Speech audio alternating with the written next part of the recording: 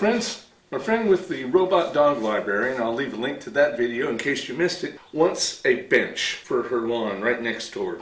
And I have here a nice piece of Zelkova and a set of 4 strap iron hairpin legs that should work nicely. So that's today's project. We'll start by chiseling off all this bark, because if we don't, it'll eventually fall off on its own anyway. So I proceed to chisel the bark off all the edges. That took a little while. Some of it was really hard to get off.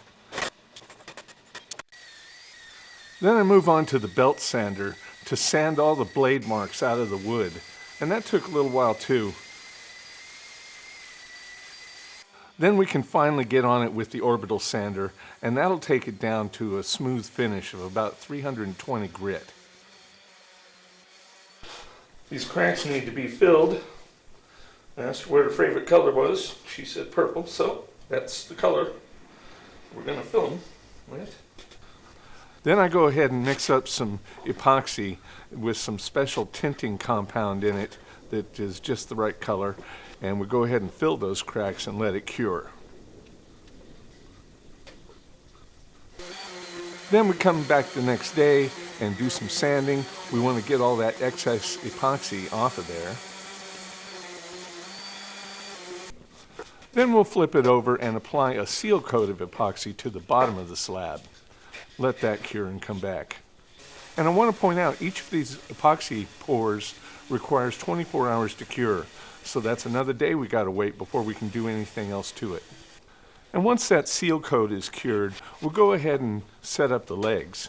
And what we do there is we mark all the holes, and we'll come back and drill the holes, because we're using 1/4 by 1.5 inch lag bolts to hold the legs on.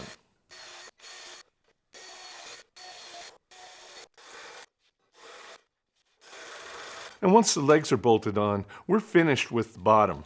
Now we can turn it over and focus our energy on finishing the top.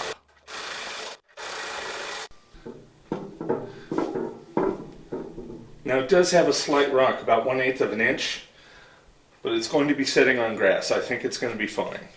Now I need to resand this top. Here's some drips that came through from the bottom. We'll sand those off, and then we'll apply epoxy to the top.